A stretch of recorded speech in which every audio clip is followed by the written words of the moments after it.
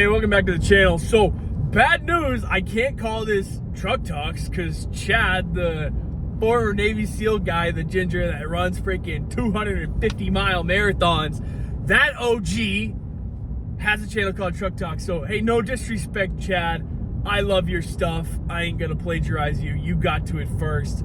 So for now, we'll just call this high performance strength and complaining because I talk about strength and I complain. So you know what I mean.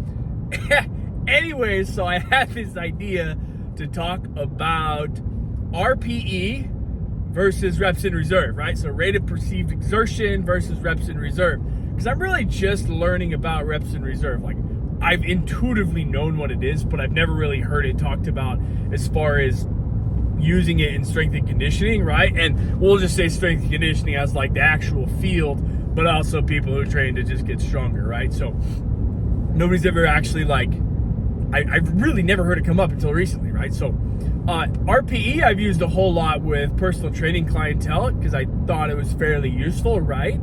But I've always known intuitively that that's fairly, or not fairly, but extremely subjective, right? It just, it's so subject to how the person is doing that day, which I don't think is super accurate, at least not compared to training at percentages of maximums. But percentages of maximums aren't always relative when you have a new client either. So rating of perceived exertion, for those of you who are just absolutely lost in the sauce, was originally created with something called the Borg scale, and it was based off of heart rate. So the scale was 60 to 20, 20 being the hardest thing you've ever done in your life, 60 being lying in bed doing nothing, right? So at rest, the resting heart rate is roughly 60 beats a minute, so it's 60 to 200 beats a minute.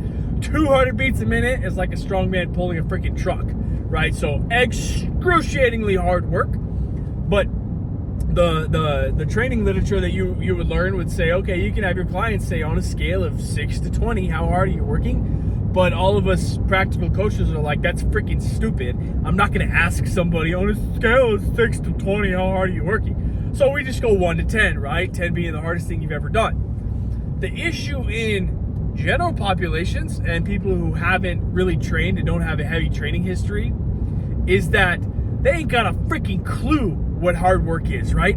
If you're Grandma Betty or, middle-aged Joe who everything hurts, and you're training, if you do, your first 3 sets of a back squat in your freaking life, you're going to be like, wow, that was the hardest thing on earth, and you might put it at a 7.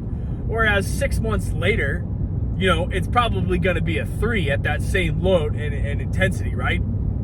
So it's not super reliable in that realm because, that's not a heavy weight. Like, you didn't even know what hard work is. You have no clue, right? Athletes, on the other hand, if they've, lifted weights coming to college, let's assume sophomores, not freshmen, because freshmen don't know anything, right? But let's assume at least sophomores and definitely juniors and seniors, they've got a pretty good idea. They've been lifting for a long time, right? They've got a high training and advanced training age. So they could use RP and say, yeah, it was about this. It was about a 7, and they're probably fairly accurate for how hard they were working. But the issue, again, then, is all the different variables that go into that, right? If I didn't sleep very well, or maybe I didn't get a really good warm-up, or maybe I'm dehydrated, or maybe I don't have enough glucose running in my veins, then something that, is normally like a 7 for me could feel like a freaking 9, and it might not really be relevant, right? So if I expect an athlete to do 3 sets of 3 at, 93% of their 1RM, and they can't quite do it, and they go, man, that RP was like a 9, but in reality, I know it should be like an 8 or 7 for them, because there's not that much that total volume there, then it might not be a really valid indicator for me as a strength coach in assessing how well they're doing and where their fatigue levels are at, right? Fatigue. So the alternate to that is I can use reps in reserve, right? Which again, I'm just learning about. So if I'm wrong, hey, drop it in the comments and tell me I'm dumb. No problem. We can talk about it. So reps in reserve is the estimation of how many reps you think you could have done after a set. So an example of this, so I did a workout a couple weeks ago where I did 25 continuous reps at 135 pounds on the bench press.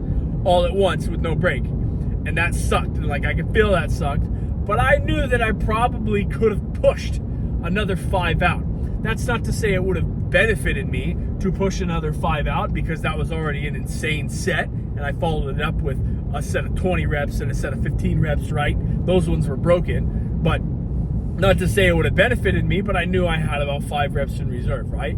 So I don't know if it's scientific as far as the literature goes of estimations of percentages you're training at with reps in reserve, but it is a little bit more of an accurate account in my mind as to how hard you're actually working, right? So if I'm doing 4 sets of 10, realistically, I want probably 2 to 3 reps in reserve on all the sets, except maybe the last one. Maybe that last one I want to train to fatigue. And I think that might be a more reliable means for kind of all coaches.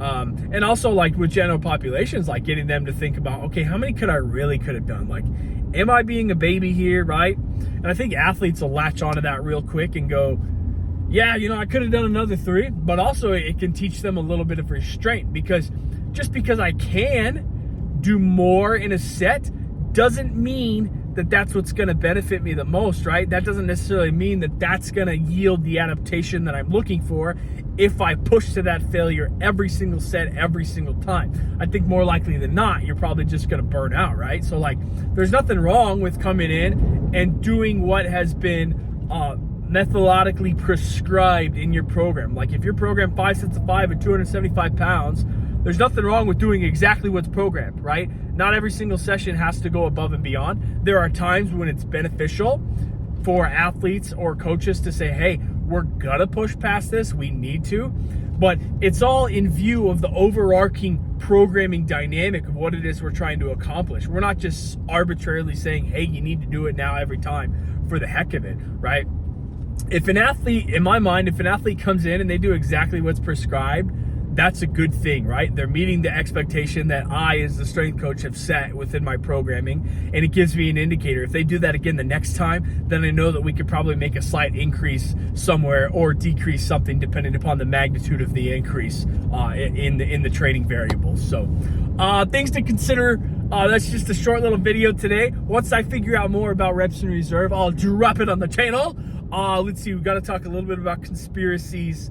What's a good one here? There's chemtrails in the sky, and the Egyptians didn't build the pyramids. I mean, that last one's not really a conspiracy. Anybody that knows anything knows that. Maybe there's a better one.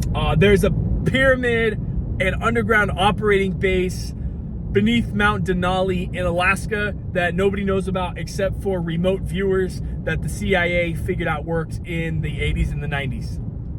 Take that one to the bank. That's money.